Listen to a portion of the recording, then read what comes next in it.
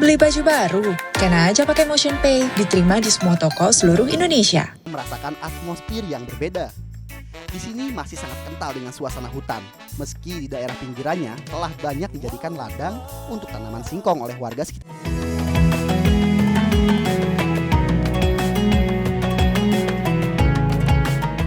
Keberadaan Situ Sanghyang bagi masyarakat di Kabupaten Tasikmalaya sangatlah penting. Selain menjadi reservoir air atau penampung air sekaligus sarana irigasi, warga desa yang bermukim di sekitar Situ Sanghyang banyak menggantungkan hidup mereka dengan mencari ikan. Cara menangkap ikan yang diperbolehkan di sini yaitu dengan cara memancing dan menggunakan jaring. Hal ini semata-mata untuk menjaga keberlangsungan hidup ikan-ikan penghuni Situ Sanghyang. Ketertarikan saya untuk menjelajah kawasan situ dan hutan yang mengelilingi Situ Sanghyang berawal dari rasa penasaran akan cerita masyarakat dan mitos yang melekat pada situ yang tidak pernah kering ini. Bersama Kang Yoga yang setia menemani saya selama berada di daerah Tasikmalaya, saya akan mencoba masuk ke dalam hutan di seberang situ yang dianggap cukup angker. Bah, lagi apa nyari ikan? Boleh nanti kita numpang ke sana, Bah, ke seberang, Bah. Ayo, Bang, langsung, Bang. Sip, yuk. Oke,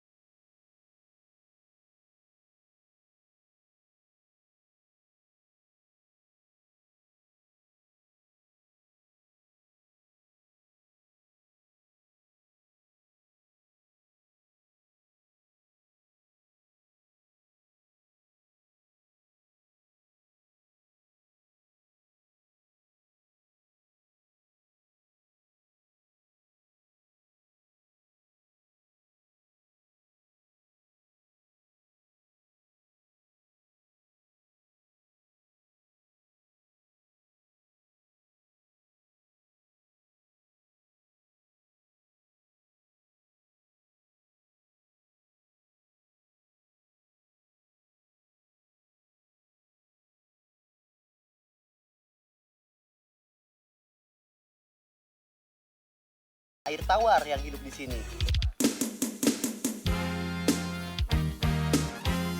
Tidak mudah memang menebar jaring ikan sambil berdiri di atas rakit bambu kecil ini. Sehingga saya pun memilih untuk mendayung daripada menebar jaring. Namun demikian, menarik sekali melihat aktivitas pencari ikan yang tampak sangat menikmati apa yang ia kerjakan. Memang, selain bertani dan berladang, warga sekitar Situ Sanghyang memanfaatkan keberadaan beragam jenis ikan situ sebagai mata pencaharian lain mereka. Dapat, Bah? Belum? Dapat. Sisi lain yang menjadi daya tarik dari Situ Sanghyang yaitu keindahan pemandangan yang ada di sini.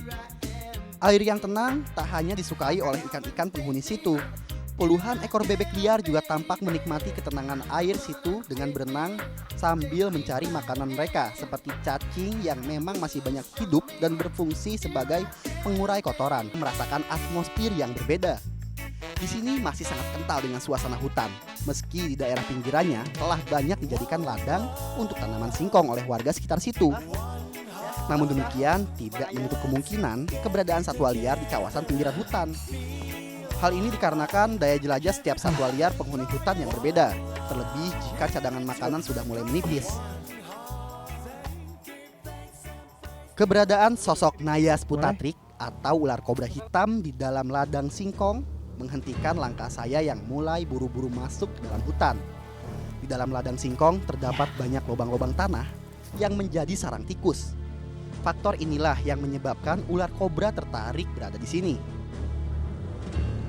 Bagi yang tidak terbiasa berinteraksi dengan ular berbisa mematikan, sebaiknya menghindar jika bertemu dengannya di daerah yang jauh dari rumah sakit seperti kawasan hutan Situ Sanghyang ini.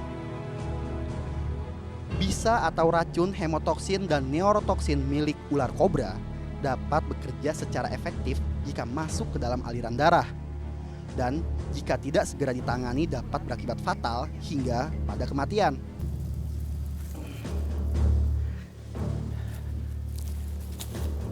Lihat nih, ini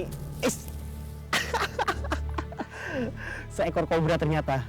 Kobra ini sedang aktif ya. Di siang hari biasanya dia mencari makan seperti tikus ataupun kodok. Satu hal yang harus dijaga jika berhadapan dengan Naias puttatrik alias ular kobra, yaitu jarak serang dan jarak sembur. Selain bisa menyerang dengan menggunakan kelenturan tubuhnya, kobra bisa juga menyemburkan bisanya ke arah mata lawan. Hal ini bisa berakibat fatal jika tidak dihindari. Namun sebenarnya, ular kobra hanya menyerang manusia bila diserang terlebih dahulu atau merasa terancam. Tetes demi tetes racun king cobra dengan kobra ini itu lebih berbahaya ular kobra ini. Karena dosisnya itu lebih mematikan ular kobra. Namun lebih banyak ular king cobra. Ular ini merasakan setiap getaran dan objek itu dengan menggunakan indera Jacobson yang ada di hidungnya. Kenapa ular selalu mengeluarkan lidahnya ketika dia berjalan ataupun marah? Itu gunanya untuk mencari partikel udara yang kemudian dikirim lewat Jacobsonnya. Dan dari situlah dia bisa merasakan sesuatu yang ada di sekitarnya. Halo kawan. Lihat ini. Menghadapi ular kobra haruslah sangat hati-hati. Karena ular ini merupakan satwa yang sangat aktif dan menyerang. Wow, serangan secara tiba-tiba ular kobra ini sangat mengagetkan saya. Gerakan yang sangat cepat disertai semburan bisa cukup merepotkan saya untuk dapat mendekatinya. Butuh konsentrasi ekstra untuk bisa menaklukkan yang satu ini. Oleh karena itulah, cara aman untuk bisa memegang ular kobra yaitu kita tetap harus menjaga jarak dengan reptil penyembur yang satu ini.